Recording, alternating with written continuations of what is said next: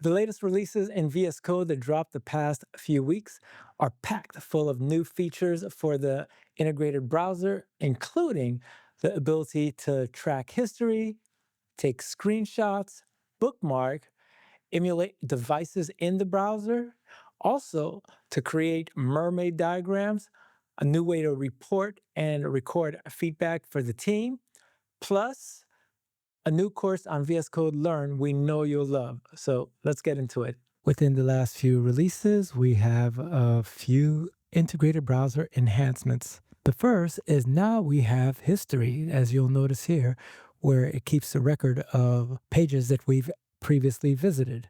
And to delete them, we just simply hit the X on the right-hand side. In addition to that, we can now, within the URL, search, just as if you are on a regular web page. And once you see a page that you like, if you want to bookmark that, we now also added the ability to bookmark from within the URL.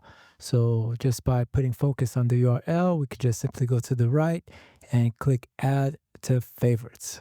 So the next time that you are going back to the integrated browser, you will see your favorites right below your history. Another thing that we've added is the ability to take screenshots of the content within the page.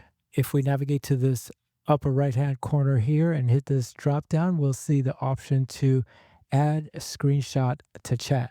And you could either preview your screenshot or just click on it to have like a larger perspective. If you wanted to get a portion of the screenshot, you can just click Add Area Screenshot to Chat. And then I could just focus on one specific area, and that will go to chat. Whether you're doing UX development or just doing some type of work and you want to capture a visual section of it and communicate with our AI to ask questions, to get input, the context will be right there visually for it to respond.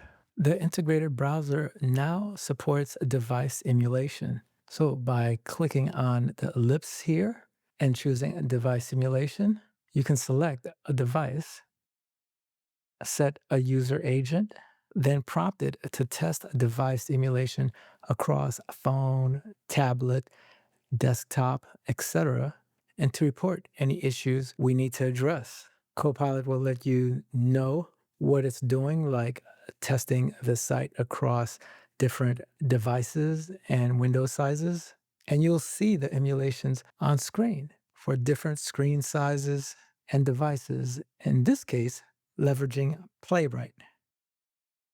We've now merged the Markdown Preview Mermaid support into VS Code as a new built-in extension called Mermaid Markdown Features. This extension adds Mermaid Diagram rendering to VS Code's built-in Markdown preview, to Markdown cells and notebooks, and to chats. Diagrams can be created using a Mermaid fence code block, as you see here. For more information on this, check out our docs. To help us better understand and fix any problems you might run into in VS Code, we've improved the issue reporting flow with a new issue reporting wizard that guides you through creating high-quality issues directly from VS Code, including adding relevant details, screenshots, and video recordings. You may recall from last month, we launched VS Code Learn with several courses, and now there's a new one that just came out, which is for agents that covers using tools with agents, extending agents with MCP servers, agent plugins, in addition to using third-party agents in VS Code. There's also an accompanying video for this course, so make sure to check that out. And definitely bookmark this VS Code Learn page because there's a lot more courses on the horizon. So those were some of my favorite features that came out this past month.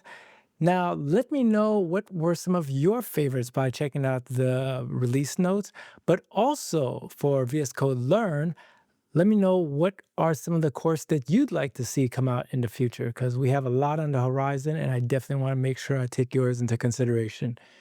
Until then, I will see you in the next one.